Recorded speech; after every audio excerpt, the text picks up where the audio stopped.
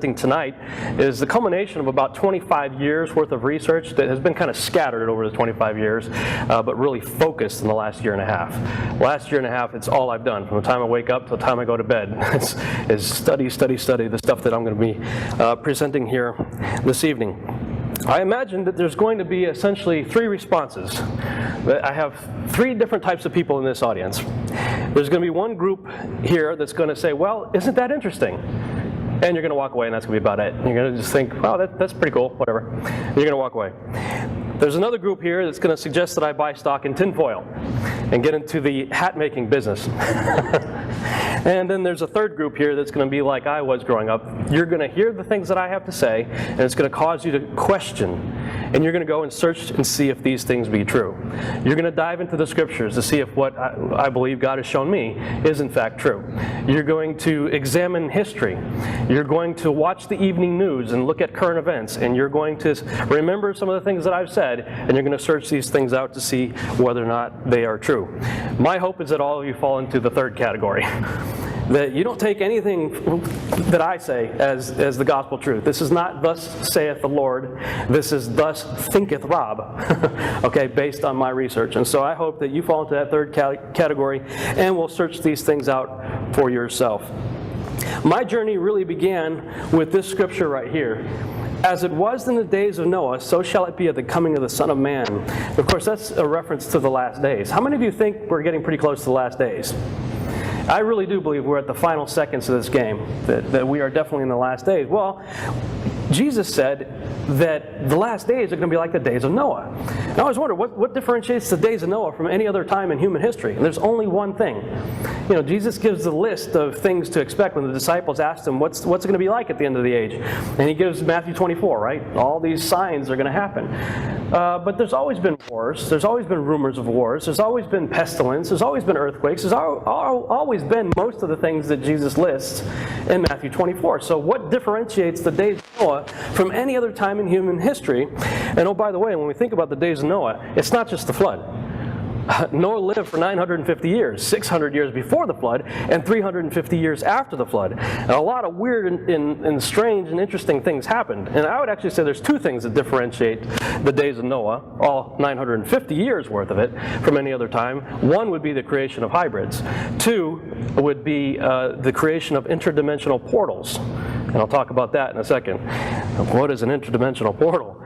I call the first one the Genesis 6 experiment, the creation of hybrids. The Genesis 6 experiment essentially is summed up in Genesis chapter 6, verses 1 through 4. I've kind of focused right here on verse 4 where it talks about the giants, or Nephilim. That's the Hebrew word Nephilim. Were in the earth in those days, and also after that, when the sons of God came into the daughters of men, and they bare children to them, the same became mighty men, which were of old, men of renown. These are angels, not the sons of Seth. The sons of Seth is a theory that frankly I think is so absurd I'm not really going to spend much time talking about it, but I know they teach it in seminaries. I think Pastor Mike could probably attest to that. They do teach it in the seminaries today, that the sons of God in this passage is the sons of Seth mating with the daughters of Cain. I'm like, well, how do you produce Og of Bashan? He's 15 to 18 feet tall. You know, Goliath, 9 to 12 feet tall, depending on who you read, and the definition of a cubit. Kissing cousins are not going to produce Og of Bashan or Goliath, so something else is going on there. And throughout the other texts, like Job, sons of God are angels, so I don't need to go much farther than that. These are documented skeletal remains and historical characters that we can look at in history and in the scriptures and validate the fact that giants did in fact exist. You got a 6-foot man there, it's kind of average Joe Blow there on the left, and then you got this Caesar right there, 8 foot tall. You got Goliath, you got Og of Bashan, all the way up to this guy, this skeletal remain that was found by the Carthaginians. I always get that name tripped up. Carthaginians in 650 BC, 36-foot tall guy. These are documented in history. Numbers chapter 13, verse 33, the spies go into the land, right? And what did they say? They said, wow, we look like grasshoppers by comparison. Okay, the little guy on the left is a 6-footer. I'm 5'11", so that's roughly me. Put me up against a 36-footer, and I'm going to feel like a grasshopper. I'm going to look like a grasshopper in his eyes, and I'm going to feel like one in my own eyes. Amos 2:9 describes the Amorites as the size of cedar trees.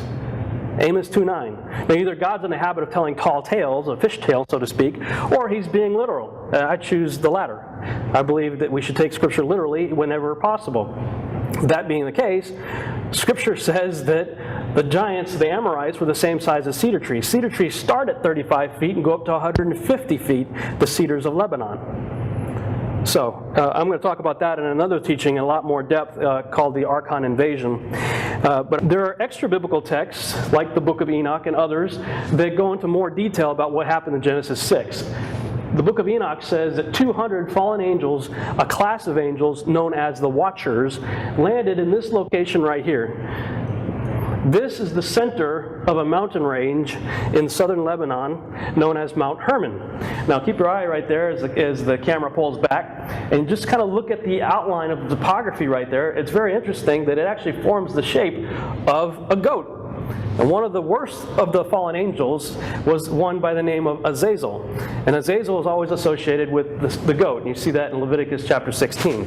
The scapegoat is in reference to Azazel. I find it interesting that the land itself actually kind of looks like a goat head. This gentleman depicted here is David Flynn. He recently passed away, but he turned the world upside down with some of his research, and he was able to figure out that that location is 33.33 degrees north by 33.33 degrees east from the Paris prime meridian. Very interesting. What's 1/3 of 100? 33.3333%, right?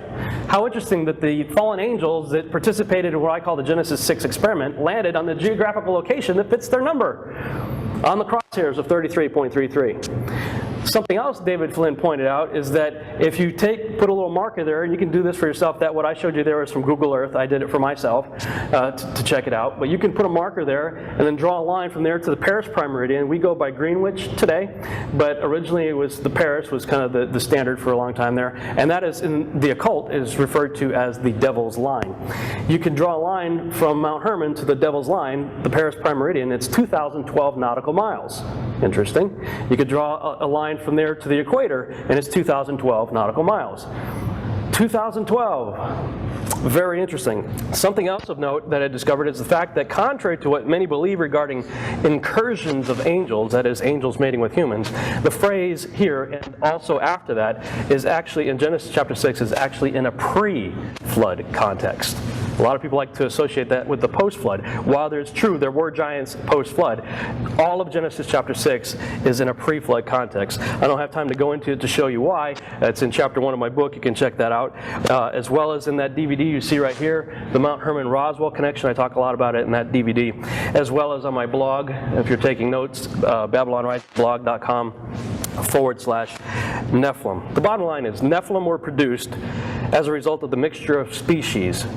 Angels and humans, as well as animals and humans.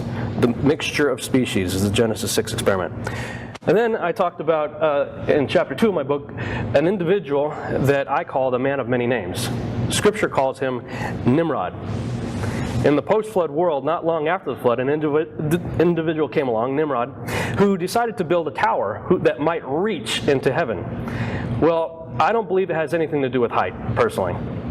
God didn't freak out when we built the World Trade Centers. He didn't freak out when we built the Empire State Building. You know, God gets pretty upset about what's happening there. And it says that the top of this tower might reach into heaven. And God says something interesting. He says, now whatever they imagined to do would not be restrained from them.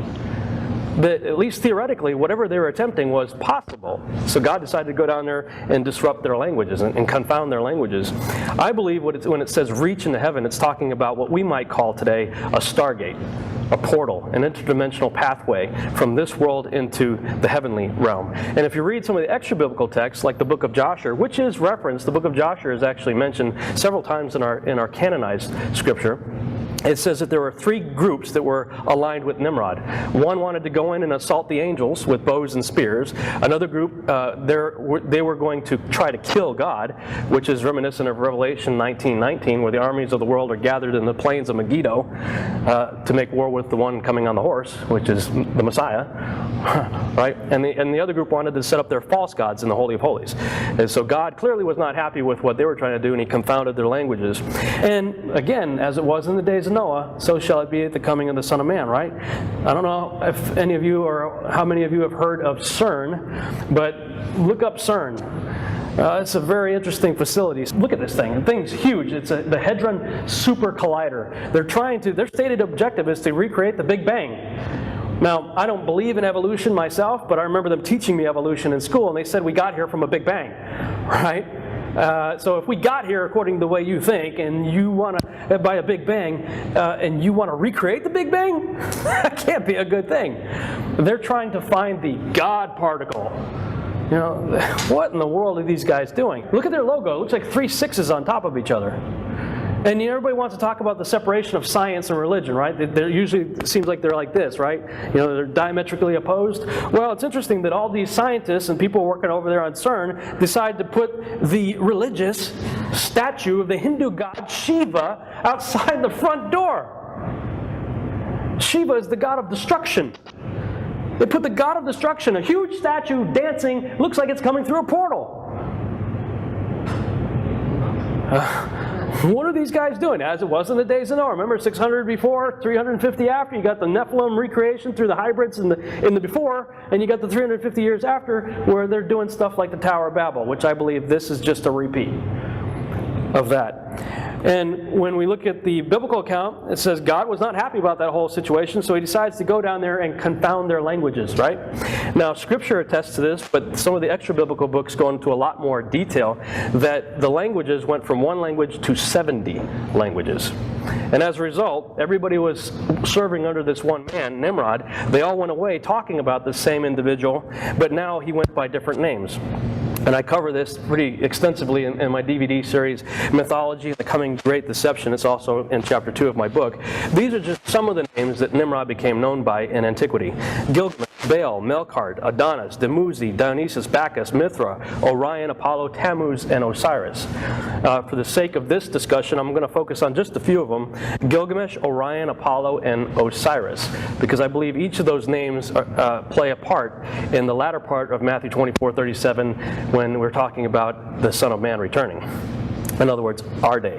Why we need to be paying attention to some of these names. How many of you would agree that the beast spoken of in the book of Revelation is the Antichrist? Would you agree that the beast in Revelation is the Antichrist?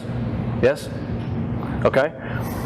I began to think about the last days, and Jesus said that it's going to be a time that there's never been a time like it before, and there never will be again. It's the most significant time in all of human history. And so I started to think, is God really going to leave us hanging concerning the details about some of these characters like the beast, the Antichrist? Are we really going to have to question who this individual is? Or does God tell us who he is in the Scriptures? I believe God tells us who he is. Because Amos chapter 3 says that he doesn't do anything except that he tells his prophets first, ahead of time. And so for the most significant time in all of human history, that'd be a pretty significant detail to provide for us, I would think. So that's the subtitle of my book, Babylon Rising, and the first shall be the last. Let's look at the beast. Let's try to identify the beast. Revelation chapter 17 gives us a lot of descriptions of this beast. It says, the beast that thou sawest, now the angel's describing this image, this creature, this 7-headed beast that John sees, and he's like, what is this all about? So the angel says, the beast that thou sawest was and is not, and shall ascend out of the bottomless pit. Where does the beast come from? Oh, you mean it doesn't come from the European Union? From the Vatican? From Iran? From Iraq? Kenya? Hawaii? A lot of people out there saying Obama's the Antichrist. It says that the beast comes out of the bottomless pit. I don't know how all these eschatology teachers teaching it's the revived Roman Empire and European Union, like, dude, read Revelation 17. It says the beast comes out of the bottomless pit. And then it goes on to say that the beast that was and is not and yet is. Well, that's interesting, because in the beginning of Revelation, Jesus is referred to as what? The one who was and is to come. Here's an antithesis, antichrist. The one who was and is not and yet is. Interesting. It goes on to describe the 7-headed beast. It says there are 7 kings. Now, throughout Scripture, a lot of times beasts represent kingdoms. In this case, this beast, this antichrist kingdom, has 7 heads. What's the head of a kingdom? a king, right? So that's what the angel says. There are 7 kings, 5 are fallen, and 1 is, and the other is not yet come. And when he cometh, he must continue a short space. He goes on to say, and the beast that here's that phrase again, that was and is not, even he is the 8th, and is what? Of the 7. So he's one of the 7 heads, this character, and goeth into perdition. The list I'm about to show you, I got from an individual named Peter Goodgame. He had written some pretty amazing things concerning the Antichrist in his book called The Giza Discovery. And you can read that book for free online, The Giza Discovery, at redmoonrising.com, I think is his website. And like I said, I'm a researcher. So I research that which was searched by others before me. And footnotes, they are my friend and they are my enemy. I love footnotes because I love to see what an author, what his sources are. What did he search out when he wrote what he wrote? But the problem is when I see what somebody like Peter Goodgame, Tom Horn, some of these other researchers, I see their footnotes, I'm like, oh, I got to check that book out. So I go get another book. And then that book has footnotes, and I got to go read. So as a result, I typically have numerous books in various stages of completion around me at all time. But as I researched what Peter Goodgame had searched, I agreed with his list. And this is essentially the list that he came up with, looking at people who acted like antichrists, who had characteristics of the Antichrist throughout biblical history as well as our own history. The 5 who have fallen, he identified as Nimrod, who thought himself a god, tried to create a one-world system without God. His goal was to kill God. Definitely fits.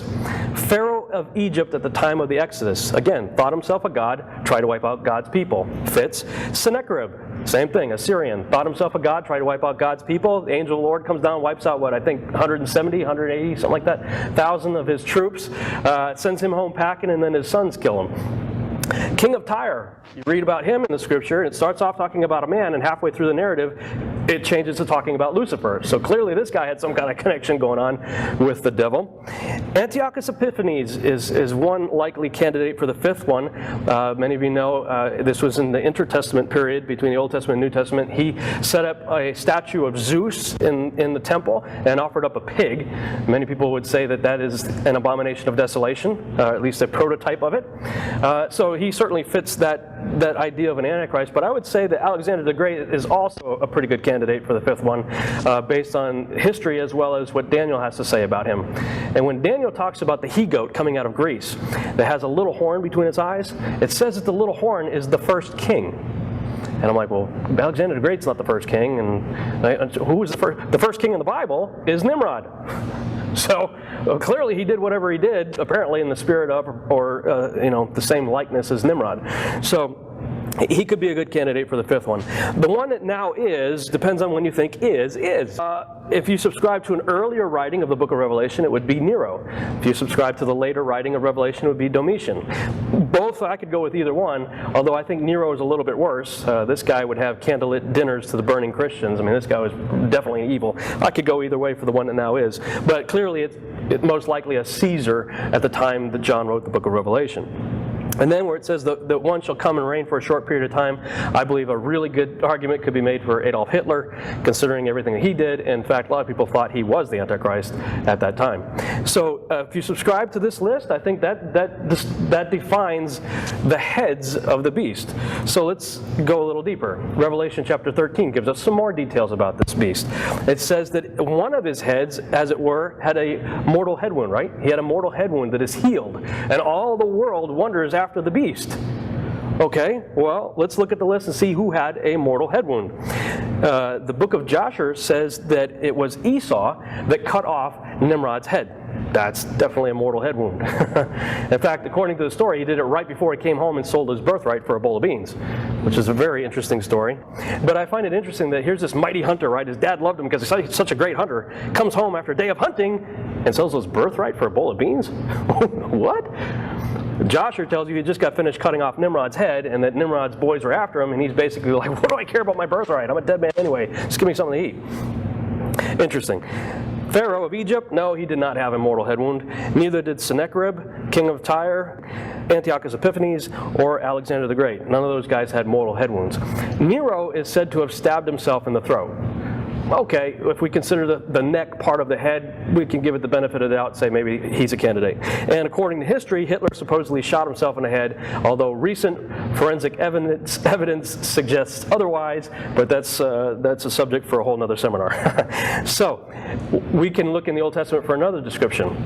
One of the titles used most for the end-time tyrant in the Old Testament is the Assyrian. Which one of these guys is an Assyrian? Only one. Nimrod. And the latter part of that, Revelation 13, where it says, "And they worshiped the dragon which gave power unto the beast, and they worshiped the beast, saying, Who is like unto the beast? Who is able to make war with him?" It's curiously similar to a statement made in the Epic of Gilgamesh. Again, Gilgamesh is Nimrod. Who can compare with him in kingliness? Who can say, like Gilgamesh, I am king? Just putting it out there. It's awfully similar. And while we're making some comparisons, let's look at some more here. Gilgamesh is said to be part God, part man. Jesus is God and man, right? Well, there's a similarity there. The Epic of Gilgamesh says that he was 1/3 man and 2/3 God. What's 1/3 of 100? 33.33%. What's 2/3? 66.6%. Interesting. And the 1/3 part of man, we are carbon-based organisms, right?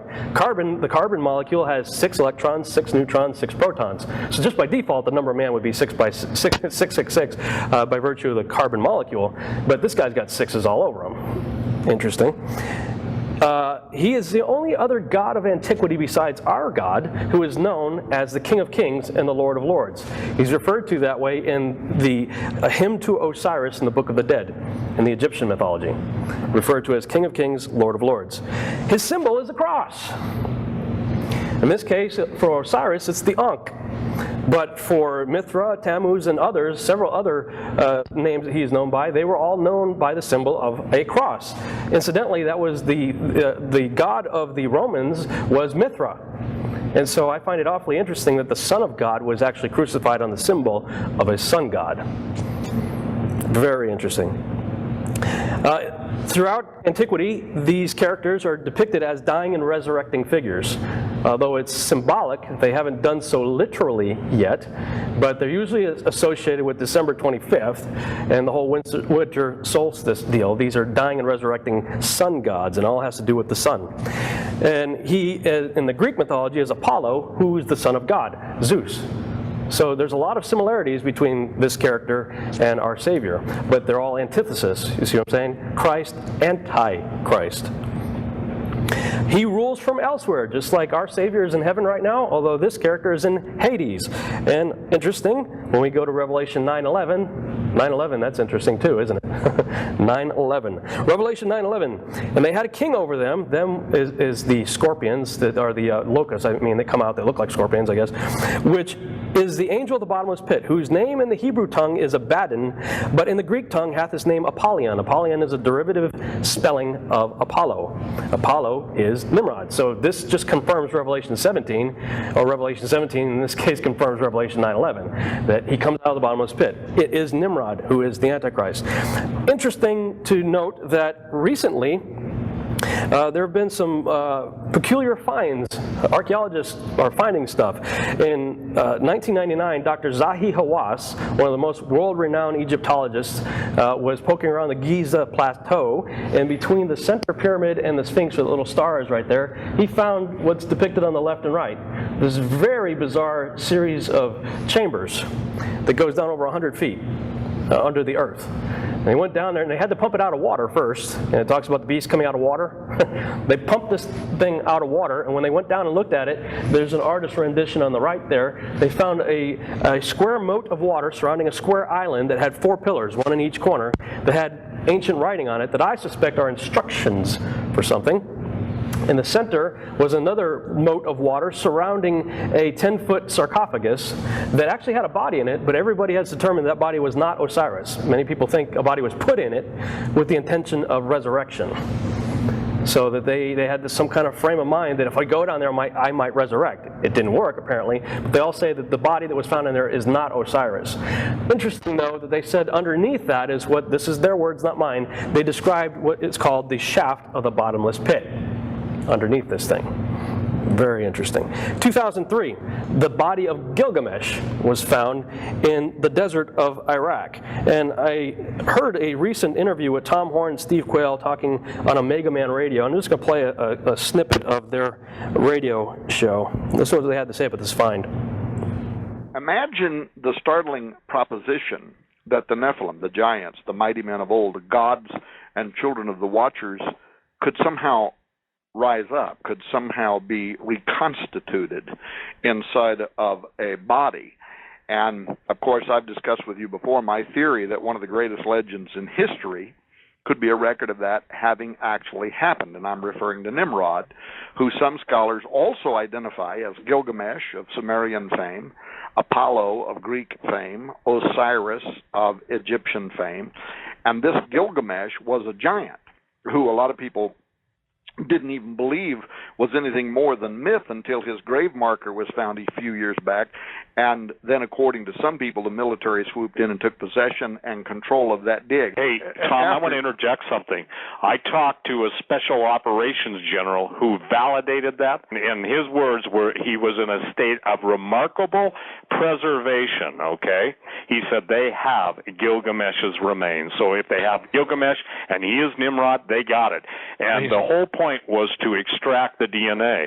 And I've also been told that the whole point, and this is germane to what we're talking about, of the Human Genome Project is to locate specific genetic markers for the disembodied spirits to reanimate their host body that's brought back. Interesting that the U.S. military started its military occupation phase of Iraq 1 month later. We all know we went into Iraq under false pretenses, right? They told us weapons of mass destruction, right? They said that we didn't find weapons of mass destruction, but I have a feeling we found the weapon of mass destruction, and we set up shop there immediately after that and established 500 military bases in the largest embassy of any other embassy on the entire planet in Babylon. Interesting. What's our nation up to? We say one nation under God. I started to question this under God business. Say, which God? Because some people say, well, we serve the God of the Bible. I'm like, which God of the Bible? Are we talking about the God of Abraham, Isaac, and Jacob, or all the other gods that God says don't have any of those before me? I think we need to start questioning when we start hearing, especially politicians, using our lingo, Christianese. George H.W. Bush was asked if he was a Christian. And he said, well, if by that mean have I been born again, then yes, I am a Christian. We all heard our Christianese, didn't we? Say, oh, George Bush is a Christian. The problem is they have a perverted sexual ritual that they do in the Skull and Bone Society, of which his father and son were both a part of, where they do all this perverted sexual activity in a casket. They get out of the casket, and they are said to be born again, anew, into the Bonesman Fellowship of the Skull and Bone Society. So he's using semantics. Yeah, I've been born again. Woo-hoo! Okay, is this Nicodemus born again stuff, or is it Skull and Bones? I think it's time to start asking questions. So my wife and I went to Washington, D.C. with the glasses on, so to speak, eyes to see, taking the red pill, whatever you want to say. I've been to D.C. many times in my life and have seen some of the things I'm about to show you, but didn't see what I was seeing, and even though I was looking right at it. With eyes to see, Washington, D.C. takes on a whole new life. This right here, this is the roof of the train station. So we walked out of the train station, I looked up, and the whole roof of the train station is lined with pagan gods. And I read this first little plaque right there. I'm not going to read the whole thing, but it talks about lightning and electricity and how that's been beneficial to mankind. And at the bottom of that, it says, "Thou hast put all things under his feet." Well, that sounds like Scripture, doesn't it? Who does that refer to in Scripture? Jesus. The problem is that's Zeus standing right next to that plaque. Zeus. Washington, D.C. is full of Zeus worship. And what's interesting is it goes all the way back to our founding, really. Right after George Washington died, this is a government-commissioned statue that was created, okay? A government-commissioned statue was made of George Washington. And what did they do? They depicted him as a god, sitting on a throne. Which god? Zeus. This is a rendition right here of one of the 7 wonders of the ancient world, the statue of Zeus and the temple of Zeus. And just to prove that that is in fact Zeus that he is being portrayed as, if you see just kind of on the left side of him, on the side of his throne, you can see kind of something there. That is Hercules. And on the other side, It's Apollo, two sons of Zeus. So that is George depicted as Zeus. The Washington Monument is a representation of the phallus of Osiris. Obelisks are phallic symbols. Okay, and this is the largest in the world, though I hear that they're building, I forget where, somebody just told me about it recently, a larger one. The Washington Monument, up to this time, is the largest phallus symbol in the world. The phallus symbol of Osiris is 6,666 inches tall, which is like 555.5 feet tall, although there's 111 feet going under, they say, to stabilize it. So it'd be 666 feet total, and 666 inches wide at the base on all four sides. 666. So, when we start thinking about our country, we see one nation under God, right? And people like David Barton will have you believe that our founding fathers were Christians, and this was a Christian-founded country. Well, I'm sorry to disappoint you, but I'm going to show you a few things that would beg to differ with that idea. Yes, there were Puritans on the boat, there were Pilgrims on the boat, but there were also Rosicrucians on the boat, Illuminists on the boat, Freemasons on the boat, and unfortunately those were the guys that wrote up all our documents and designed Washington, D.C. and built all the buildings. Those guys were not Christians. They were deists at best, but they were not Christians. When we think of Osiris, America, and the number 13, number 13, how many of you remember growing up and being told about the Betsy Ross flag and the 13 colonies and all that 13? Well, we've got the Great Seal of America that has the eagle on the front and the pyramid on the back, and I got the Betsy Ross flag there. So we got 13 steps on the Great Seal's pyramid. 13 letters in the Latin phrase annuit coeptis. 13 letters in E pluribus unum. 13 stars above the eagle. That's the Star of David there, but that has nothing to do with David. The Star of David is not a good thing. 13 bars on the shield. 13 leaves on the olive branch. 13 arrows. 13 original colonies. 13 signers of the Declaration of Independence. 13 stars and 13 stripes on our original Betsy Ross flag. What's the big deal with 13? Well, in the mythology, Osiris was hacked up into 14 pieces, but one of them was missing, and that's the one that was fashioned into an obelisk. So really all you have left is 13 pieces of Osiris. So everything to do with Osiris revolves around that number, and so does just about everything in our country by the Illuminists who worship him. Everybody was taught, if you went to the same secular schools that like I did, that the Betsy Ross flag, right there, the 13 stripes, 13 stars, was done by Betsy Ross. The problem is you can go to history.org and they say there's absolutely no historical proof whatsoever that Betsy Ross ever made an American flag, or that Washington had anything to do with it either. And in fact, apparently the whole story is made up by one of her descendants, a guy by the name of Canby. Made up the whole story. There's no historical documents whatsoever to validate that story, yet that's what we were all taught. So who did create the flag? Well, there's an individual by the name of Francis Hopkins that History.org identifies as most likely the designer of that flag. That guy was one of the 13 signers of the Declaration of Independence.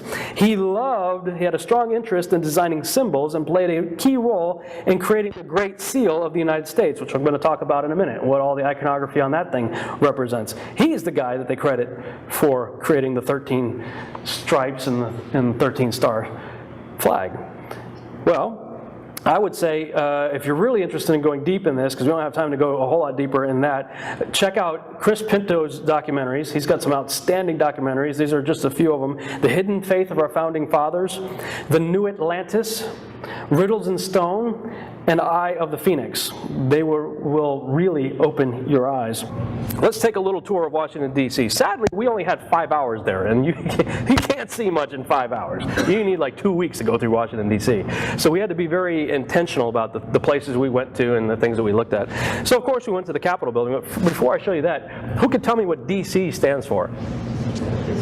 District of Columbia. So our country is ruled by the District of Columbia. Well, who's Columbia? So start asking the questions, right? Well, we walk over there to the Capitol building, and there's Columbia perched on top. And if you notice, she's standing on like a globe, and it says E pluribus unum right there. Who can tell me what E pluribus unum means? Anybody remember from school? Yes, out of many one. What were you taught in school that means? E pluribus unum, out of many one. What were you taught in school? What did they tell you that means? Yeah, many states, one nation, a lot of ethnicities, we're all a melting pot, one nation. That's what we're taught. The problem I have with that is that symbols, whenever you look at a symbol, the iconography contained within a symbol has to harmonize with itself. Okay? So now we have a pagan goddess on the top of our Capitol building and a pluribus unum at her feet. What's going on there? Well, we walked into the Capitol building, and there's the original sculpture that the one on the roof was made from, right there. And we go into, this is in the visitor center, we go into the movie theater place there when they give you a little movie on the history of the making of the Capitol building, the building of the Capitol building. And it starts off by calling it the Temple of Liberty. And I turned to my wife and said, temple? Temples are for gods. Right? What God? Well, we just passed her in the hallway. Who is she? Who is Columbia? She is known as the Queen of Heaven. All throughout the scriptures, all throughout ancient history, throughout many cultures, she has many names. Semiramis being one of them. Ishtar, from which we get Easter. Isis, Columbia, Liberty, Diana, Venus. These are just a few of her names. Just like Nimrod, she's the wife of Nimrod, Semiramis. She's an interesting character, by the way. My research has shown me that Cush had a daughter named Semiramis, whom he later married, his own daughter, and produced Nimrod. Okay, so that means that Semiramis is Nimrod's half-sister and mother. And then Nimrod turns around and marries Semiramis. So now his wife is also his half-sister and mother. And in her incarnation in the mythology of Isis, after Osiris is hacked up into 14 pieces, only 13 of which were found, she fashions an obelisk to represent the missing piece, which was his phallus, and somehow gets impregnated, which I just think is some way of talking about artificial insemination. Gives birth to Horus, who in our Bible is Tammuz, who later marries Semiramis. So if you want to look at scripture, who's the whore of Babylon? That's her. Okay? And she's always has to do with sexual stuff. That's the whore of Babylon right there. So a lot of people like to try to take some of these titles in the scriptures and make them allegorical, metaphorical, everything symbolic. You know, maybe it's New York City. That's the whore of Babylon right there. Now, our country, the District of Columbia, clearly worships her in the Temple of Liberty.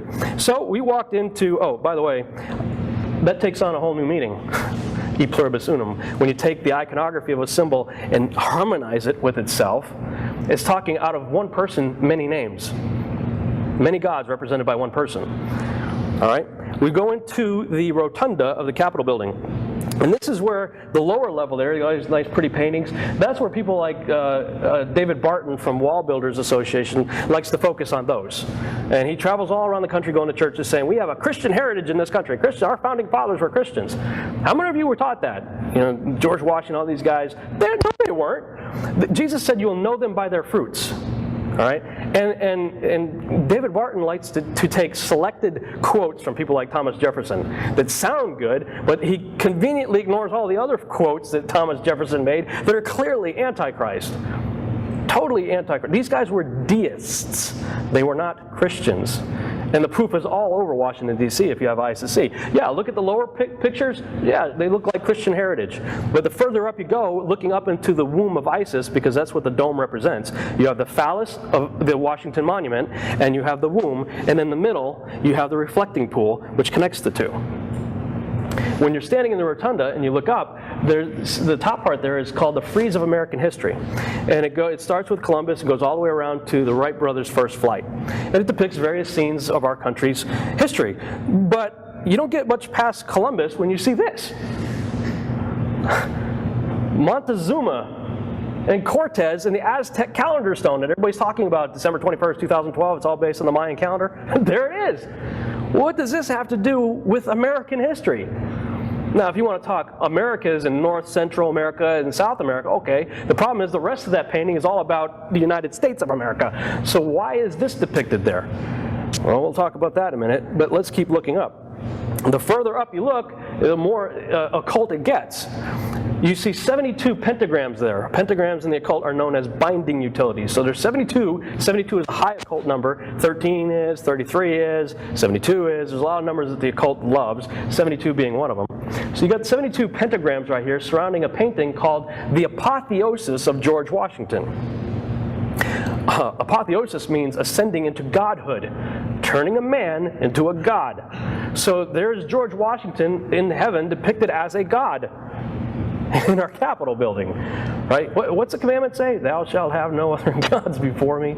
Well, okay, if this is supposedly a Judeo-Christian founded country, and this is supposedly a scene in heaven, well, you might think you'd see something, like maybe Abraham, Moses, Jesus maybe, Gabriel, Michael, somebody? No, that's not who you see there. You see Neptune there. You see Ceres there. You see Vulcan there. You see Minerva counseling our founding fathers. You see Columbia/Freedom. And this is the best one. Mercury, the messenger of the gods, and our founding fathers at his feet taking notes. In our Christian founded country. Wow. I asked the tour guide, I said, when was this painting done? And she said it was finished in 1865. I thought, well, that date sounds familiar. I said, isn't that the year that Abraham Lincoln died? And she said, yeah, as a matter of fact, he was the first president to undergo the lying in state ceremony that every other president who has ever died in our country has since gone through. And what is that? Well, they bring their casket in under the womb of Isis and the apotheosis of George Washington, and they leave it there for a little while. That's nothing more than an Egyptian mystery school practice of ascending into apotheosis. And shortly after that, pictures and paintings and sculptures of Abraham Lincoln, similar to George Washington, was depicted, the apotheosis of Abraham Lincoln in our Christian-founded country. So I started asking questions, and that Aztec calendar stone thing really started to bug me, because this was last year. We're getting ready to go into 2012, which we're now in, and everybody, the History Channel, all these TV shows are talking about December 21st, 2012, and I started asking, what's going on? Why? And so I have to start looking at America's iconography. We've got the Aztec calendar stone depicted in the Capitol frieze of American history, and I start looking at the peculiar imagery on the Great Seal of the United States. And I have to give credit where credit is due. Dr. Thomas Horn, in his book Apollyon Rising 2012, really opened my eyes to some of this stuff, some of this research regarding what's going on with that iconography there. It's on the back of your dollar bill. You got this pyramid. It has 72 stones arranged in 13 steps. At the base of the pyramid, it says 1776 in Roman numerals. And he points out that there is a unit of time that the Aztecs and the Mayans went by called a Katun, which is a 19.7-year period of time.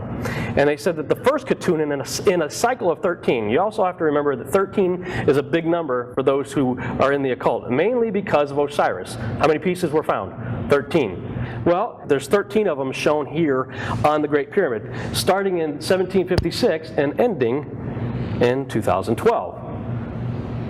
That's interesting. Okay, so that's that. Now, the front of the Great Seal depicts the eagle.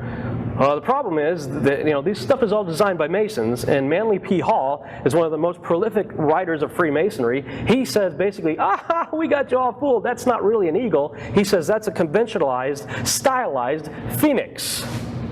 It's not an eagle. It's a conventionalized phoenix. Well, what's the phoenix? In Egyptian mythology, it's the Bennu. The Bennu is the soul bird of Osiris that represents resurrection. What does a phoenix do? It dies and it is reborn out of its own ashes. It's the soul bird of Osiris. And what does it have in its beak? E pluribus unum. Nimrod. Many names, one individual. Out of many, one. The symbols have to harmonize with each other. And so I started flipping over my dollar bill, and I'm looking at the thing, and I'm like, okay, what's really going on here?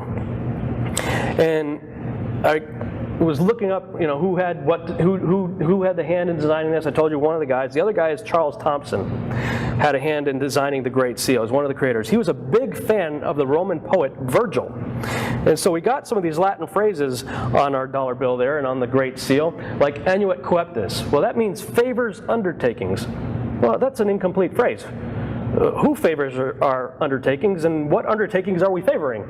Well, you have to go look at his inspiration, Virgil. Virgil is credited for writing a number of books.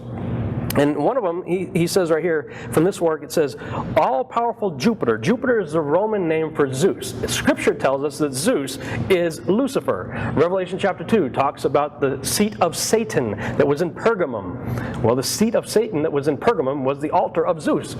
He's the prince and power of the air. I mean, he's the air god. It's Zeus. So Jupiter/Zeus/Lucifer, assent to my bold attempt. That's a Latin phrase right there that I have highlighted. That's That's where he derived annuet coeptus from that phrase right there in Virgil's work. Okay, so he's talking about Lucifer assenting or approving of my bold attempt in that case. Now, we have another Latin phrase, novus ordo seclorum, which means a new order of the ages. Well, where did he get that from? Well, he got that one from this writing of Virgil's, where it says, Muses of Sicily, let me sing a little more grandly. Now the last age of the Cumane prophecy begins. The great roll call of the centuries is born anew. That's the Latin phrase right there. He pulled that Latin phrase, and that's what morphed into novus ordo seclorum from that right there. But let's continue. It says, now virgin justice returns old Saturn's reign. Saturn is also associated in mythology with Lucifer. With a new breed of men sent down from heaven. Only favor the child who's born pure Lucina, under whom the first race of iron shall end, and a golden age rise up throughout the world. Now your Apollo reigns. Who's Apollo? Nimrod. He will take on divine life. And this is interesting. He will see gods mingled with heroes. Is that talking about Daniel 2:43? Which says, and they, who's they? Shall mingle their seed with the seed of men? I'm just throwing it out there. And be seen by them and rule a peaceful world with his father's powers. Who's Apollo's father? Zeus, Lucifer. This is where the iconography on our Great Seal, and this is where it's coming from. I don't like carrying the dollar bill in my pocket anymore, to be honest with you, because I believe it is a talisman. It is something infused with evil symbolic gestures on this thing. And a talisman, people, when the occult would create a talisman, they would pray over it and infuse it with mystical evil power. And then you send it out, and it goes into circulation. That's why we call it currency. We're passing this thing all over the world. The whole world becomes dependent on it. Odd. So I began to look at all of the symbols in the iconography, and reckoning that they all have to harmonize with each other, I decided to see if I could decipher this. And this is just my interpretation. This is not thus saith the Lord. This is thus thinketh Rob. Okay? So don't go out here taking this as gospel or anything. But this is what I believe the iconography is saying. And incidentally, the eagle is on the front of the Great Seal and the pyramid's on the back. So if you were to split it, you would think that the eagle should be on the left and the pyramid should be on the right, because we read left to right, right? Well, if you look at the dollar bill, they flipped it. The pyramid's on the left and the eagle's on the right. Interesting, the original design had the eagle on the left and the pyramid on the right, but Henry Wallace, the 33rd Vice President of the United States, and FDR, the 32nd President of the United States, both 32nd degree Masons, were heavily influenced by an occultist by the name of Nicholas Roerich, especially Henry Wallace. That actually got Wallace into some trouble, his association with Nicholas Roerich. And under his guidance, they decided to flip it.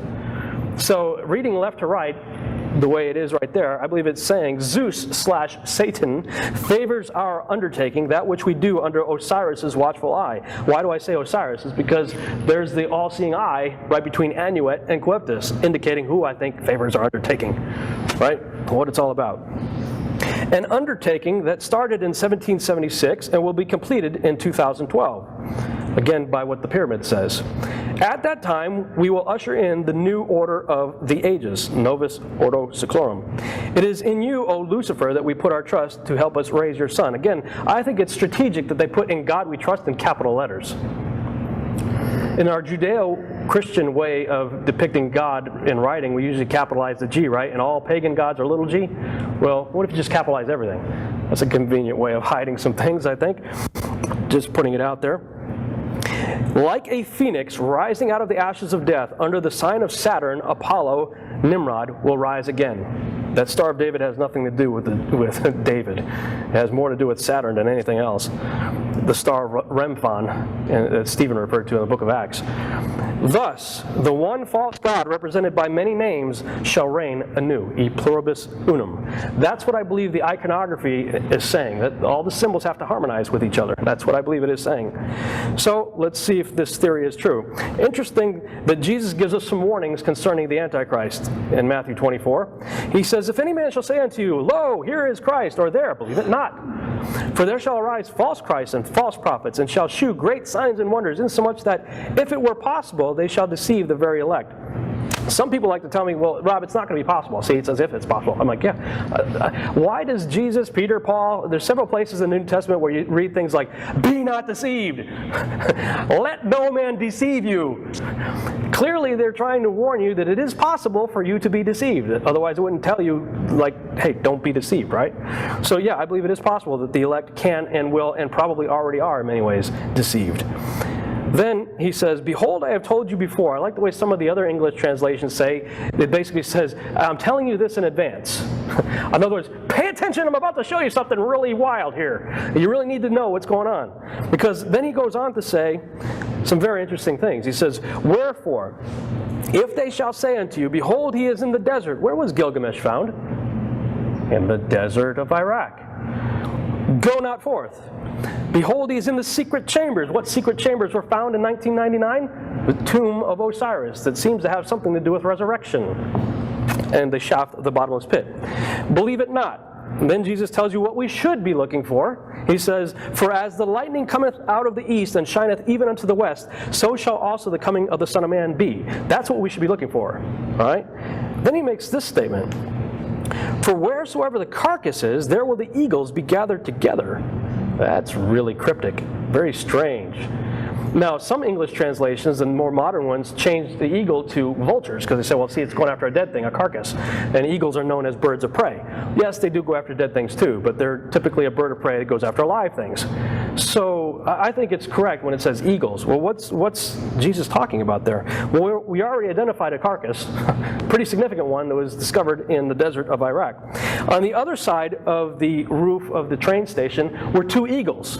And knowing what Manly P. Hall has to say about eagles depicted in our government iconography, I'm thinking of those as two phoenixes.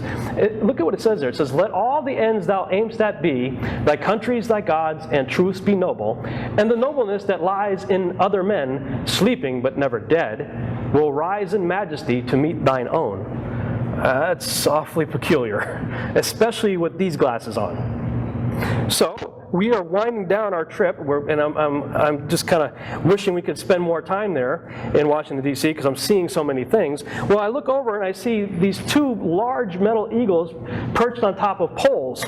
Oh, I got to go check that out. So we go over there to see what the eagles are looking down at. They're looking down at a very large bearded god, statue of a bearded god, coming up out of the sands of the National Harbor. And the name of this statue is called the Awakening. What in the world is this thing doing in the National Harbor? This massive bearded god statue of a bearded god coming up out of the sands of the National Harbor, and it's called the Awakening. Makes you wonder. And before I go too much farther, I'm going to ask that you please not question my patriotism. Okay? I've done my time for God and country.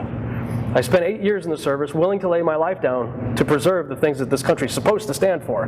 Okay? Please don't question my patriotism, because it really disturbs me to say some of the things that I feel like I have to say, because this is what the research is revealing to me. People ask all the time in eschatology seminars, where is America in prophecies? You know, we're the world empire right now. Where are we? Sadly, it looks to me like we're playing on the wrong team. Because I believe we're right there in Matthew 24:28. Where it says, for wheresoever the carcass is, there will the eagles be gathered together. Where has our troops been for the last 10 years? In Babylon. And every one of our military uniforms, we are covered from head to toe with eagles, from the top of our head to the bottom of our feet. Eagles on our hats, on our patches, on our buttons. Eagles everywhere. Was Jesus looking forward prophetically in time and seeing a bunch of eagle-wearing individuals gather around a carcass? Could be. That's what it looks like to me. 72 in a red moon rising. I already mentioned that 72 is a very interesting number, and you could look it up for yourself. Just do a Google search on the number 72 or go to Wikipedia. You'll find a very long list of interesting things associated with the number 72. I don't have time to go into those things here right now, but I would like to focus on a couple of things. Obama made a very interesting statement. After his first 100 days in office, he had a kind of a press conference thing deal. It was kind of like a little meeting he had with the press. And anyway, he says, my first 100 days were so successful that I will complete my second 100 days in 72 days. And on the 73rd day, I'm going to rest. And everybody just laughed. And I'm going, okay. Why didn't he say 63 days or like 81 days or something? Why did he pick 72? And why did he say he's going to rest on the 73rd day? Why did he even say it at all? Well, Again, I ask questions, start looking into it. President Obama's first 100 days ended on April 29th, 2009. I don't have time to go into this either, but April 29th is an interesting date. And one of the things that happened just recently was April 29th of last year is when he set. And it came to pass, when men began to multiply on the face of the earth, and daughters were born unto them, that the sons of God saw the daughters of men that they were fair, and they took them wives of all which they chose. There were giants in the earth in those days, and also after that, when the sons of God came in unto the daughters of men, and they bare children to them, the same became mighty men, which were of old, men of renown. This is Dabu7 with what is checking out to be a pretty big find here. We are talking about the cache of information that was released through FOIA pertaining to the Hillary Clinton emails. And in it, there was talk of Nephilim and Gilgamesh being discovered in this. You can open up this in a PDF viewer, and you can see for yourself that this is very real, that this was in there. F2019-02110, it is there, requesting the documents pertaining to the resurrection chamber of Gilgamesh. The same Gilgamesh that I told you years ago. They found his body in Iraq, and it disappeared. They wanted to know the location of his body and the location of the buried Nephilim.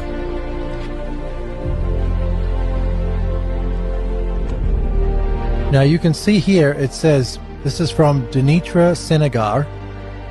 That's who it's from. This is to Hillary Clinton. Important for context. And then it says, well, you can read it there. Can you see what it says? I mean, requesting documents pertaining to the resurrection chamber of Gilgamesh, the location of his body, and the location of the buried Nephilim. We had the opportunity in 2003 to test one of the oldest stories, if not the oldest story, of human civilization, and it's the Epic of Gilgamesh.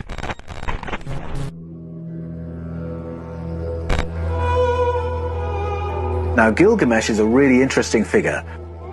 The Sumerian and Babylonian narratives speak about rulership over human beings, or kingship, as having come down from the skies. It's those who've come down from the skies who govern over human society for a long, long time, aeons and aeons. And then there comes a point where they hand over to human kings, and they somewhat recede into the background. In that story, there's a crossover king, a hybrid person called Gilgamesh. He's part sky people, part human. In April 2003, a German-led research team announced it had found King Gilgamesh's tomb. It was an incredible moment in the history of religion and archaeology. Not much more than a month after the first US invasion of Iraq under George H.W. Bush, a research team led by Jörg Fassbinder of the Bavarian Department of Historical Monuments in Munich announced the incredible discovery they had made. With scarcely contained excitement, Fassbinder spoke to the BBC and said, "The most surprising thing was that we found structures already described by the Epic of Gilgamesh. We covered more than 100 hectares. We have found garden structures and field structures just as described in the Epic. By differences in magnetization in the soil, you can look into the ground. The difference between mud bricks and sediments in the Euphrates River gives a very detailed structure. I don't want to say definitively that it was the grave of King Gilgamesh, but it looks very similar to that described in the Epic. We found, just outside the city, in the middle of the former Euphrates River, the remains of such a building as could be interpreted as a burial place." What an outstanding opportunity to test the relationship of those mythologies against scientific fact. We could DNA test the remains of that person in the tomb marked Gilgamesh. Potentially, it was one of the most significant archaeological finds in history. Once the find had been located and cordoned off, the First Iraq War ended within a matter of days. Invasion which toppled Hussein. Astonishing discoveries were being made in Iraq, culminating in one of the most extraordinary claims anywhere for centuries, a claim which American forces have been strongly accused of confiscating, subsequently becoming the prime suspect as the driving force behind a complete suppression of these astonishing discoveries within the country. In April of 2003, Jörg Fassbinder of the Bavarian Department of Historical Monuments in Munich told the BBC's World Services Science and Action program, quote, "I don't want to say definitively that it was the grave of King Gilgamesh, but it looks very similar to that described in the epic. We found just outside the city, an area in the middle of the former Euphrates River, the remains of such a building which could be interpreted as a burial," Mr. Fassbinder said. In the book, Gilgamesh is described as having been buried under the Euphrates. He said the amazing discovery of the ancient city under the Iraqi desert had been made possible by modern technology. The most surprising thing was that we found structures already described by Gilgamesh, Mr. Fassbinder stated. We covered more than 100 hectares. We found garden structures and field structures as described in the epic, and we found Babylonian houses. Here, predictably, is where the story goes silent. Due to conflict within the country, it was largely believed the excavations had been halted. However, it seems that the discovery of King Gilgamesh may not have been made in isolation. This footage was supposedly leaked to numerous places across the internet and has largely been put down as authentic footage of the find. Shortly after this was taken, reports state that American forces moved in and seized the find. He was the fifth king of Uruk, and his power was so mighty, many believe that the stories surrounding him are just myths that were built around his seemingly superhuman strength and endurance. However, serious scholars concluded that the story of Gilgamesh was nothing more than a fairy tale due to the astonishing story. Gilgamesh sets out on a quest to find the meaning of life and, finally, some way of defeating death. In doing so, he becomes the first epic hero in world literature. The grief of Gilgamesh and the questions his friend's death evoke resonate with every human being who has wrestled with the meaning of life in the face of death. Is this leaked footage of the tomb of Gilgamesh? So, we pick up in Genesis, right? He confounds the languages. Now, if you look through lots of ancient Hebrew literature, you'll see that they believe that there were 70 different languages that came out of the Tower of Babel. 70 different nations. I believe Hebrew was the original language, the language of God, and I believe through Abraham, the language of Hebrew was retained. And then you got 69 other people groups speaking 69 other languages. And then you have all these people going off with different languages, 69 different languages, talking about the same guy who was their former leader, but now his character becomes known by a number of different names through different cultures. These are just a few. Gilgamesh, Baal, Melkart, Adonis, Dumuzi, Dionysus, Bacchus, Mithra, Orion, Apollo, Tammuz, Osiris. You know, you start seeing characteristics of these gods, and many of them are almost identical. And you start saying, well, they're too similar to not be the same, and even in the way they're depicted often. Imagine the startling proposition that the Nephilim, the giants, the mighty men of old, the gods and children of the Watchers, could somehow rise up, could somehow be reconstituted inside of a body. And of course, I've discussed with you before my theory that one of the greatest legends in history could be a record of that having actually happened. And I'm referring to Nimrod, who some scholars also identify as Gilgamesh of Sumerian fame, Apollo of Greek fame, Osiris of Egyptian fame. And this Gilgamesh was a giant who a lot of people didn't even believe was anything more than myth until his grave marker was found a few years back. And then, according to some people, the military swooped in and took possession and control of that dig. Hey, Tom, I want to interject something. I talked to a special operations general who was there when Gilgamesh's remains, and his words were he was in a state of remarkable preservation, okay? he said they have Gilgamesh's remains. So if they have Gilgamesh and he is Nimrod, they got it. And the whole point was to extract the DNA. So, flash forward a few years later, the tomb of Gilgamesh was found in April of 2003. And in this case, there was a body. And it was a very large body. And from all accounts that I had read and heard about this, the body was still very well preserved. Wherefore, if they shall say unto you, Behold, he is in the desert, go not forth. Behold, he is in the secret chambers, believe it not. For as the lightning cometh out of the east, and shineth even unto the west, so shall also the coming of the Son of Man be. For wheresoever the carcass is, there will the eagles be gathered together. In desert or secret chambers. This, I believe, is the home run scripture.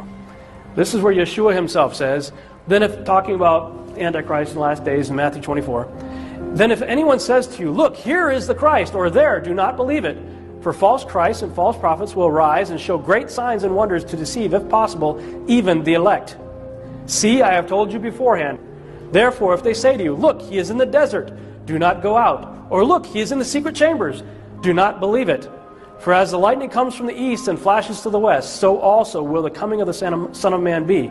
For wherever the carcass is, there the eagles shall be gathered together. They found a moat of water. They pumped the whole thing out. It was full of water, so they pumped all the water out. When they got the water out, this is what they found. There was a moat of water surrounding a square island that had 4 pillars that had ancient writing on it that I would believe were are probably instructions for something. In the middle was another moat of water with a little island with about a 10-foot sarcophagus that was empty. The empty tomb of Osiris. Okay. 2003, Gilgamesh tomb was found in the desert of Iraq. One of the things they said about Gilgamesh from the Epic of Gilgamesh, who can compare with him in kingliness? Who can say, like Gilgamesh, I am king? What does the scripture say about the Antichrist? Who is like the beast? Who can wage war with the beast? Very similar. By the way, Gilgamesh was said to have been, according to the Epic of Gilgamesh, 2/3 God, 1/3 man. Percentage-wise, 2/3 is what? 66.6%. Just throwing that out there. All right. Our troops went to war. Gilgamesh's tomb was found in April of 2003. We went to war in May. A month later. Kicked out all the archaeologists. First thing our troops did, you can look this up for yourself, first thing our troops did was raid the Museum of Baghdad. You may remember the news reports. We raided the Museum of Baghdad, first thing we did. And then June, about a month later, U.S. authorities announced, oh, yeah, this is great, right? Create the problem, create the solution. Aren't we wonderful? U.S. authorities announced that the world-famous treasures of Nimrod, which is another Nimrod, derivative of Nimrod, were recovered from a secret vault in Iraq's central bank. The artifacts included necklaces, plates, gold earrings, finger and toe rings, bowls, and flasks. Officials said that of the 170,000 items initially believed missing, just 3,000 remain unaccounted for. Yeah, do you think the 3,000 unaccounted for items that we stole from the Museum of Baghdad were toe rings and nose rings? I don't think so. I think we took some pretty significant artifacts. And of those 47 were main exhibit artifacts.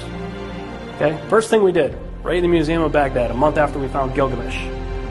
What did Yeshua say? What did he say? If they say he's in the desert, don't go there. Gilgamesh found in the desert. They say he's in the secret chambers, don't believe them. Still, the earth-shattering archaeological find is waiting in the structure's third and lowermost chamber. They say he's in the secret chambers, don't believe them.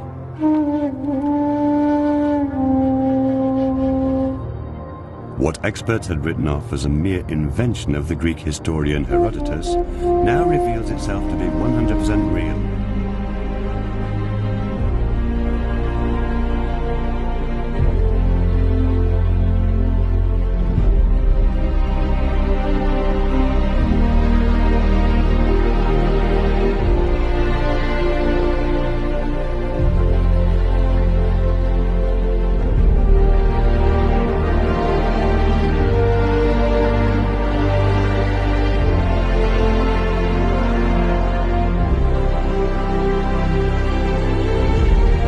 were giants in the earth in those days, and also after that, when the sons of God came in unto the daughters of men, and they bare children to them, the same became mighty men, which were of old, men of renown.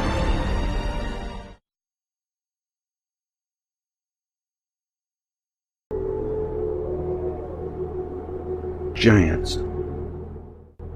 The traditions of peoples all over the world are quite unanimous in asserting that at an earlier time a race of giants lived on the earth, that most of the race were destroyed in great catastrophes, that they were of cruel nature and were ferociously fighting among themselves, that the last of them were exterminated when, after a cataclysm, a migration of peoples brought the forebears of the peoples of today to their new homelands. The Japanese narrate that when their forefathers, after a great catastrophe about 2,500 to 3,000 years ago, came from the continent and invaded the isles, they found there long-legged, furry giants. These giants were called Ainu. The forefathers of the Japanese were defeated in the first encounter, but in the second encounter they were victorious. Ixtil Sakaito described the wandering of the people of the Western Hemisphere in the 4 ages of the world. The first age came to its end in the flood. In the second age, called the son of the earthquake, there lived the generation of the giants, which was destroyed in the cataclysm that terminated this age. The third period was the son of the wind, called so because at the end of this period terrible hurricanes annihilated everything.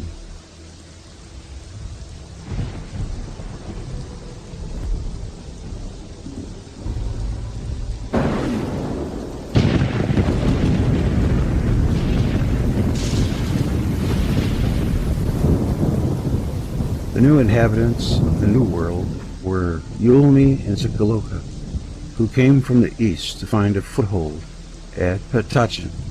Here they met a number of giants, the last survivors of the second catastrophe. The fourth age was called the Fire Sun because of the great fire that put an end to this epoch. At that time, the Toltecs arrived in the land of the Anahuac, put to flight by the catastrophe. They wandered for 104 years before they settled in their new home. Also, F.L. Gamara, in his Conquista de Mexico, in the chapter about Cinco Sols Q's son Idgidedes, Sonidades, wrote, "The second sun perished when the sky fell upon the earth. The collapse killed all people and every living thing, and they say that giants lived in those days, and that to them belong the bones that our Spaniards have found while digging mines and tombs. From their measure and proportion, it seems that those men were 20 hands tall, a very great stature, but quite certain." The Hebrew scriptures, as preserved in the Old Testament and in the Talmud and Midrashim, narrate that among the races of the world in the previous age were races of giants, men of great size, tremendous strength and ferocity, who were destroying other races, but also were turning upon each other and destroying themselves. The book of Genesis 6:4 narrates that in the antediluvial time there were giants and the earth in those days.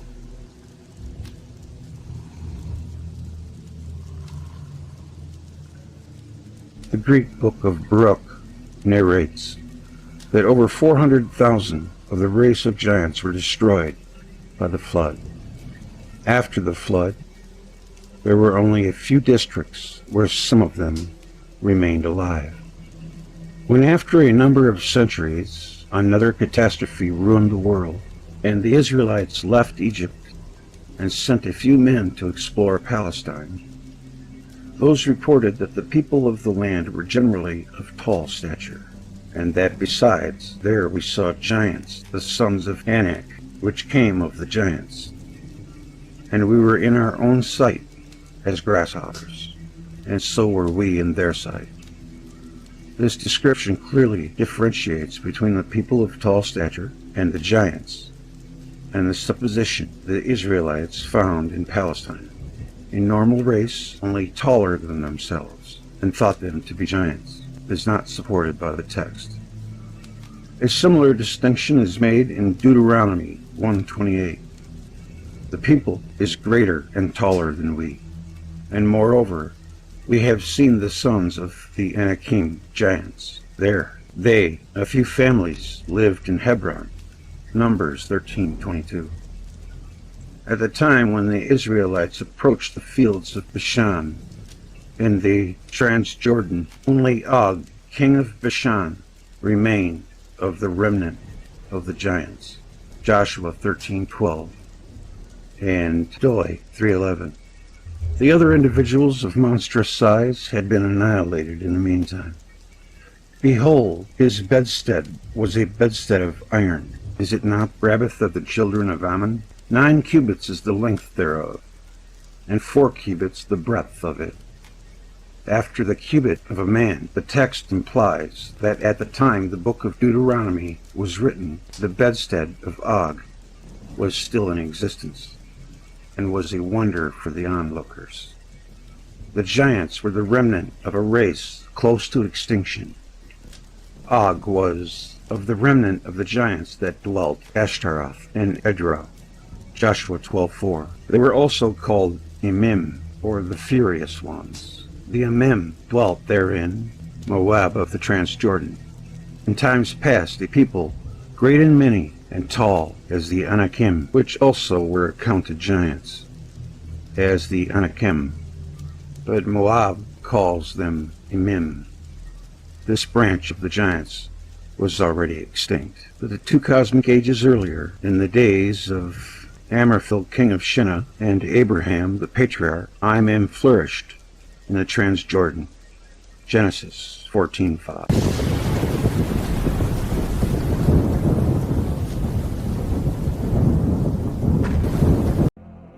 Nephilim.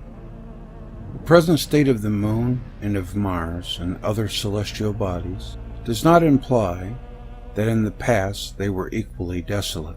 Concerning Mars and the moon, we have the testimony of our ancestors, supported by modern observation, that these bodies were engaged in near collisions only a few thousand years ago.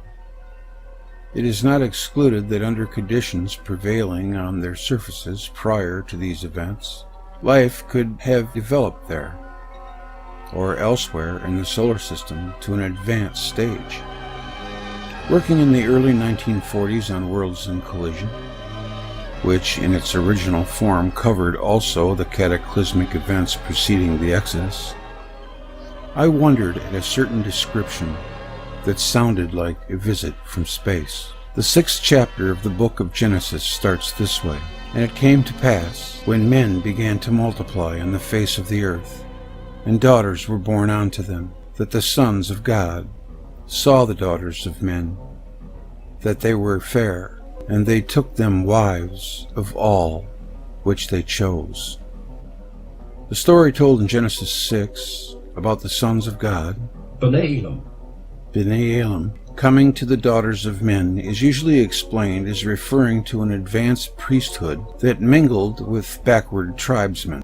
When Columbus discovered America, the natives, according to the diary of his first voyage, regarded him and his crew as having arrived from the sky. A similar occurrence could have taken place in pre-diluvial times, when some invaders from a remote part of the world came and were regarded as sons of God. But if we are today on the eve of interplanetary travel, we must not declare as absolutely impossible the thought that this Earth was visited ages ago by some people from another planet. Or was this Earth alone populated by intelligent beings? In my understanding, this passage from the book of Genesis is a literary relic dealing with a visit of intelligent beings from another planet. It appears that the extraterrestrial visitors made their landing as if in advance knowledge of the impending catastrophe of the deluge. It could be that Jupiter and Saturn were approaching each other, even closer on their orbits, and that a disruption of one of them was expected. Possibly many centuries or even millennia passed between the landing and the deluge. The mission could have been undertaken to ascertain the conditions on Earth. If it was an escape, it could also have been from another catastrophe in the solar system, one of those that precede the deluge, like the one described as the dethronement and emasculation of Uranus by Kronos. If the ancient legends of a battle between the gods and titans, so persistent in the Greek world, but also in the mythologies of other civilizations, have any historical value, we may try to find what may have been the substratum of this fantasy. It seems that following great convulsions of nature, observable in the celestial sphere, giant bodies were hurled on the earth. They arrived, burned, and were crushed by impact. But at least one group of escapees succeeded in safely reaching the earth. They descended on Mount Hermon, or Anti-Lebanon. Of the extra-biblical traditions dealing with the subject, some reach hoary antiquity, antecedent to the composition of the Bible text. The Book of Enoch narrates that the group was composed of males only, 200 in number, under the leadership of one by the name of Shemhazai. Aggadic literature says that the sons of God tried to return to heaven from where they had come, but could not. The new arrivals were probably of gigantic stature. Their progeny with women of the earth were giants. The Nephilim were on the earth in those days, and also afterward, when the sons of God came in to the daughters of men, and they bore children to them. These were the mighty men that were of old, the men of renown. Having fathered giants, they themselves must have been not of human size. The planet from which they came, I would not know to determine. El would refer to Saturn. The great size of the visitors would suggest a smaller body, where the gravitational influence would be less. 10,000 years is only an instant in the life of the cosmos. 10,000 years ago, man was only in a rude Stone Age. Today, he contemplates to visit other planets. If such progress is made in a time as short as this, who knows what secrets are concealed in the past or in the future? Because the story seems so fantastic, I made up my mind at that time not to publish anything on the subject when discussing the deluge and still earlier events. I came to this idea in 1940 and 41. In the 1950s, many people reported sighting UFOs, which were claimed to be vehicles of visitors from other planets, a view which does not find any credence with me. In 1957, the space age began, and by the late 1960s, when the proposal that there were ancient visitors to Earth from other star systems found its way into print, in 1960, a Russian physicist and mathematician, M. Agrest, came to the conclusion that Baalbek Stone was a platform for ascent by ancient space travelers, and that Sodom and Gomorrah were destroyed by atomic weapons. February 9, 1960. At the time, I saw some alluring points to this thesis, but I would strongly question the implication that extraterrestrial visitors came to Earth as late as the Old Kingdom in Egypt, because this is the time to which the patriarch Abraham, a contemporary of the destruction of Sodom and Gomorrah, belonged. Previously, several correspondents engaged me on the subject. One correctly observed that in order to procreate, the visitors must have been the same species as man.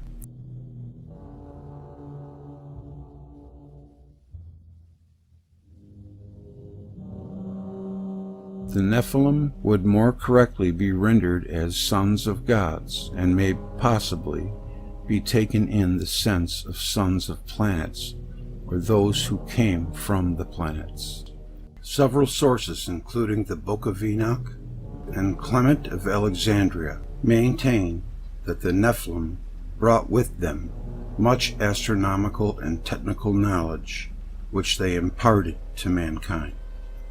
They couldn't have been all bad.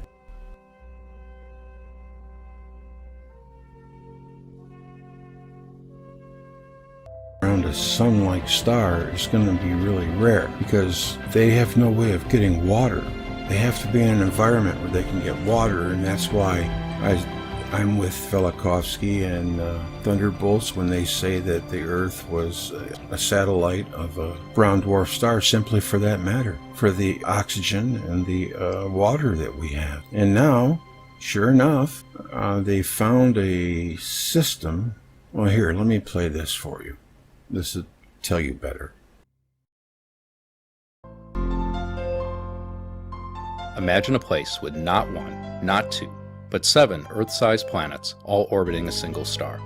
It's not just science fiction, thanks to a new discovery by NASA's Spitzer Space Telescope. TRAPPIST-1, an ultra-cool dwarf star just under 40 light-years away, plays host to this incredible collection of planets. In 2016, astronomers using the TRAPPIST telescope at the La Silla Observatory in Chile first identified 3 Earth-sized planets here. The discovery warranted extensive follow-up by Spitzer, whose infrared detectors are particularly sensitive to the cool glow of this tiny star. Spitzer devoted over 21 days of nearly continuous observations to TRAPPIST-1, pausing only to send data back to Earth. It was looking for tiny dips in the star's brightness when the circling planets pass in front of the star or transit. From this extensive dataset, astronomers confirmed 2 of the 3 previously reported planets and found the third was really 3 different ones. Plus it discovered 2 more, for a total of 7. The transits tell us a lot about these planets, including their size, orbital period, distance from the star, and for some of them, their approximate mass and density. NASA's Hubble Space Telescope followed up by studying the transits to look for the chemical hydrogen gas in the exoplanet atmospheres. While its search continues, none has been found yet, adding support to the idea these are all rocky terrestrial worlds. That makes this a planetary system that is both familiar yet exotic. It is likely most, if not all, of these planets perpetually keep one face pointed toward their star, a phenomenon called tidal locking. This would create large temperature gradients across their surfaces and offer the possibility that liquid water could exist on any of them under the right conditions. Moreover, if you could stand on the surface of one of these worlds and look up at your neighboring planets in the sky, they would at times appear larger than our moon looks to us. That's because TRAPPIST-1 is only a little bigger than Jupiter, and the TRAPPIST-1 planets orbit only a little farther apart than Jupiter's moons. Interplanetary trips here would be measured in days, not months or years like in our solar system. For now, we can only speculate what these exoplanets might be like, as we still know relatively little about them. Upcoming missions like the James Webb Space Telescope will study the TRAPPIST-1 system in greater detail and uncover more clues about the atmospheres and compositions of these 7 Earth-sized worlds.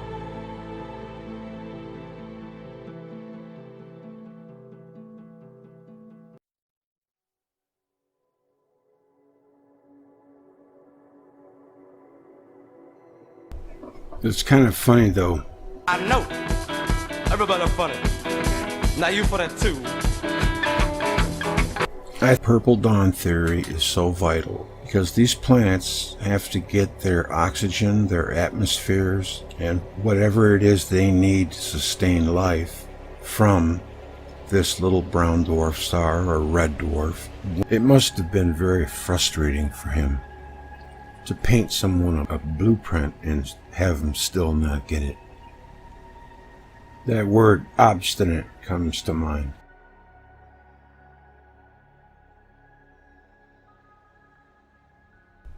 It's kind of funny, though. I said I know. Everybody funny. Now you for that too. I'm gonna read something to you, and you tell me if you know who wrote it. Estimates that super technological starmen with interstellar spaceships may have visited Earth some 5,000 times since life first proliferated on Earth some 500 million years ago. All right, time's up. The answer is Carl Sagan. How about that? I guess he can, engage and talk like that, but had Velikovsky ever done that when he was coming out with his book, they would have probably wanted to put him in a mental hospital. Carl Sagan kind of came around to seeing things Velikovsky's way, it looks like there at the end.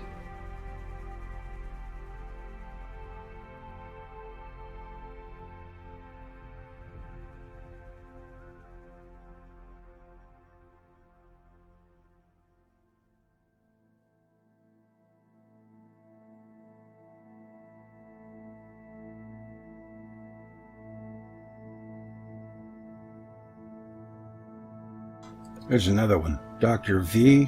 Ranghavan, head of Sanskrit at University of Madras. 50 years of researching this ancient works convinces me that there are living beings on other planets, and they have visited Earth as far back as 4000 BC. I would say further, much further. There is just a mass of fascinating information about flying machines, even fantastic science fiction weapons, that can be found in translations of the Vedas, Indian epics, and other ancient Sanskrit texts. Well, we've known that for a while.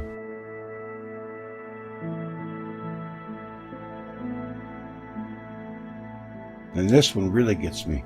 Dr. Robert Bloom, a mainstream paleontologist, came out with a pronouncement that probably staggered all of his colleagues, saying it was clear to him that evolution was accomplished not by natural selection or mutations, but by spiritual beings of various grades and various kinds of intelligence. Even the hardcore mainstreamers end up coming out and saying this. And here's one of the things that gets me. I don't think for a minute that Cro-Magnon went extinct. Cro-Magnon man appeared with the mysteriously improved skeletal characteristics and with a cranial capacity that is amazingly in excess by 100 cubic centimeters of that of modern man. A similarly large degree of brain expansion occurred in absolutely no other species on Earth. In all the ages of the past, not has any genus shown evidence of brain mutation of a comparable magnitude since antiquity. Why aren't the apes getting bigger brains and evolving? You know, the rabbits. No other species. The brains of all these early humans were 10 to 15% larger than ours. Well, this even goes further. Yeah, we got them as cavemen. I don't think that they were cavemen. And I know that one thing so that they could figure out the mysteries of the universe.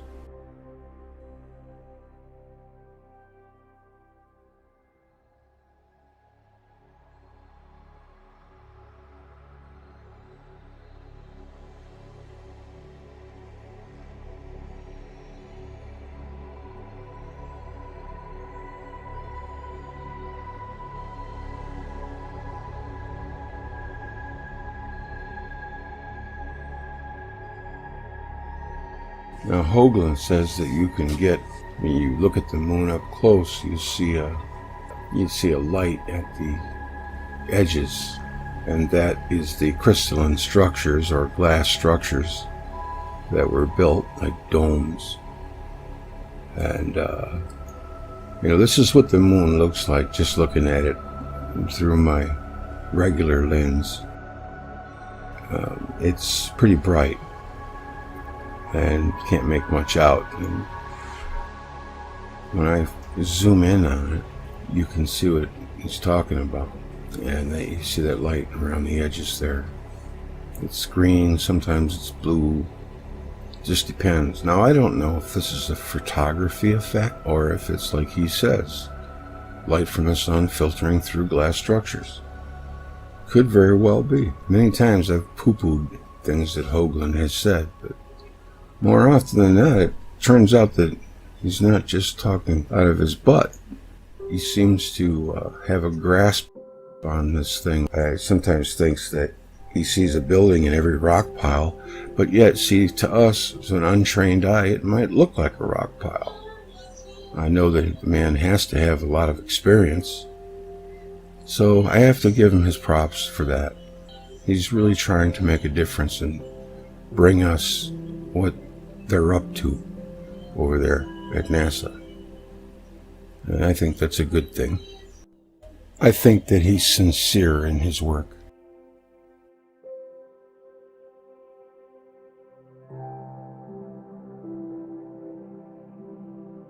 Line with the actual solid horizon of the east above the air globe. Now pay attention to your screen at the top center.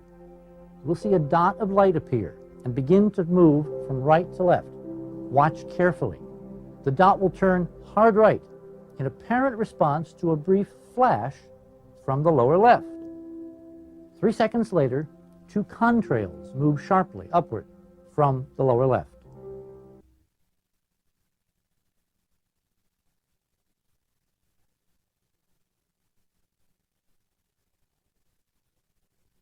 In my opinion, the NASA shuttle video you have just seen is among the most extraordinary pieces of footage in television history. A truly extraordinary leak of what has to be the world's most secret military program. This is not just wild-eyed speculation. There is a document which was uncovered in the 1980s, declassified by the Air Force from the Wright-Patterson Technical Library in Ohio, that in fact reveals in the 1950s, for approximately 10 or 20 years, this nation, all the major aerospace companies were engaged in research on electrogravitic technology. Electrogravitics is basically the control of gravity. In 1958, after a special conference arranged among all these players by the Air Force, all reference to this technology in the open literature disappeared. But underground, quietly, with secret, black-budgeted money, who knows what by now these people and these processes could have developed. That's all they are. So, you know, my problem here is if we keep explaining every human technological innovation by crashed and recovered extraterrestrial flying saucers, pretty soon we're going to have to start crashing stuff on ET's world so that they can catch back up with us. I mean, this is a philosophical, epistemological, go nowhere basis to do research. So when I look at what the Nazis are doing, particularly their more exotic stuff, what I'm looking at are the papers in unified field theory that are coming out inside of Germany with German authors, in some cases British authors, French authors, that are thinking in these terms. And then I'm also looking at engineering papers. This is very, very crucial because you can talk theory all you want, but can you do that with 1930s technology? And there's a very important figure that I keep discussing in my books. It's a fellow by the name of Gabriel Kron, K-R-O-N, a Hungarian electrical engineering genius, all right? This guy ended up working in the United States for General Electric. You know, that should tell you something right there. But in 1935, and this just blew my mind the first time I found this out, in 1935, Gabriel Kron wrote a paper that won him the Montefiore Prize at the University of Liège in Belgium. And in the paper, what he says is we electrical engineers can explain anomalous phase creep and so on in large networked rotating electrical systems by the use of tensor calculus. Now, you know, tensor calculus is what Albert Einstein is using in general relativity. So what Kron is just telling you is we can take that whole hyperdimensional mathematical language out of the realm of theory, where it only affects things on a planetary or stellar scale, bring it right down here onto the laboratory bench, and use this to explain and therefore manipulate phenomena that we electrical engineers are encountering in our electrical systems. What he's just told you is, in a certain sense, we don't need the theory to have a unified field theory. We can use this stuff right now with current technology and with current mathematical higher dimensional analysis. That's breathtaking. And, you know, incidentally, at the moment he publishes this paper and receives this prize, unified field theory publication absolutely stops inside of Nazi Germany. There's not another word about it. And, you know, this isn't because the Nazis are afraid of Jewish physics. What it means is they've seen exactly what the implications are, and they've decided to start working on it. Wow. Indeed. Well, that's going to do it for me tonight. Thanks for watching. Until next time, I'll see you on down the road.